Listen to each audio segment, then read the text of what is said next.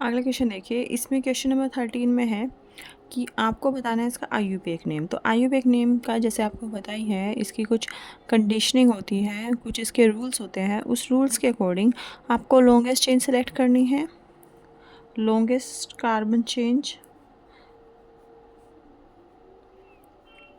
Chain select करनी है।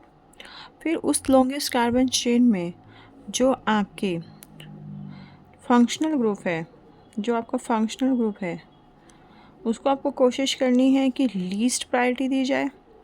ठीक है, लीस्ट प्रायोरिटी मतलब कि लीस्ट नंबरिंग उसके पास होनी चाहिए।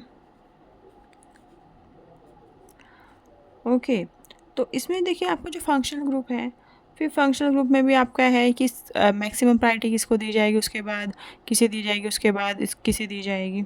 ठीक है, तो इसमें जब आप यहाँ से चलेंगे तो आपका जो ये COH ग्रुप है, इसको आपको प्रायोरिटी देनी पड़ेगी सबसे पहले। तो लीस्ट जो नंबरिंग है वो इसको मिलेगी। ठीक है, यहाँ पे आप लिख लीजिए maximum priority with least numbering. Okay,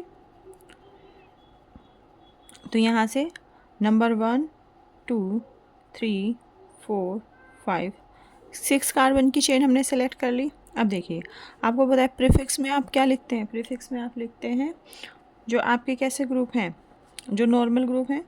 तो जैसे COCH3 है, इसको आप क्या नाम देंगे, इसको देंगे नंबर 6 पे आइए, इसको देंगे 6। और सिंस ये OCH3 है तो इसको लिखेंगे मिथॉक्सी, 6 मिथॉक्सी। CO ग्रुप को हम लिखेंगे कार्बोनाइल, 6 मिथॉक्सी कार्बोनाइल। तो ये ग्रुप का नाम क्या हो गया, 6 मिथॉक्सी कार्बोनाइल। फिर आगे 2 और 5 पे कौन कौन से ग्रुप लगे हुए हैं, मिथाइल, 2 5 डाई मिथाइल। और कितने नंबर की चेन है, 6 की, तो इसको बोलेंगे हेक्सेन और 1 ओइक एसिड। ठीक है, सिंस यहाँ पे ये क्या है, आपका जो O है वो आपका एक वोवल है, और इससे पहले भी वोवल आ रहा है तो ये E कैंसिल हो जाएगा। तो आप, और जैसे 1 नंबरिंग है, इसको आप नहीं भी लिखें तो भी चलता है। तो इस हेक्सेनोइक एसिड को आप ऐसे भी लिख सकते हो, हेक्सेनोइक, सिंपल ऐसे हेक्सेनोइक एसिड।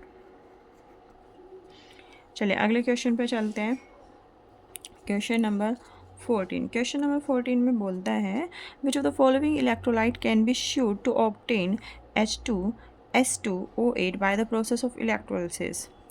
तो H2S2O8 इलेक्ट्रोलिसिस से कौन से प्रोसेस से बनेगा। सबसे पहले है कि अगर आप dilute solution of sodium sulphate का अगर आप डाइल्यूट सॉल्यूशन करोगे, इससे बनेगा।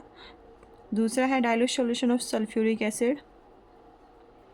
ठीक है, फिर है concentrated solution of sulphuric acid, और फोर्थ है acidified dilute solution of sodium sulphate. मतलब इसमें एसिड भी होगा और सोडियम सल्फेट भी होगा।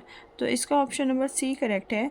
जो H2S2O8 है, ये आपको मिलता है concentrated solution of sulphuric acid के किससे, इलेक्ट्रोलिसिस से। और उसमें क्या क्या रिएक्शन होगी, देखिए सल्फ्यूरिक एसिड कैसे ब्रेक होता है, H positive plus HSO4 minus में।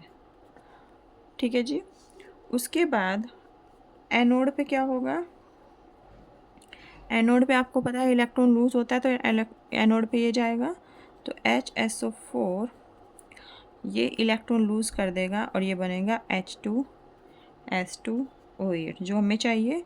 और यहाँ पे कितने इलेक्ट्रॉन लूज कर देगा, 2 इलेक्ट्रॉन लूज करेगा।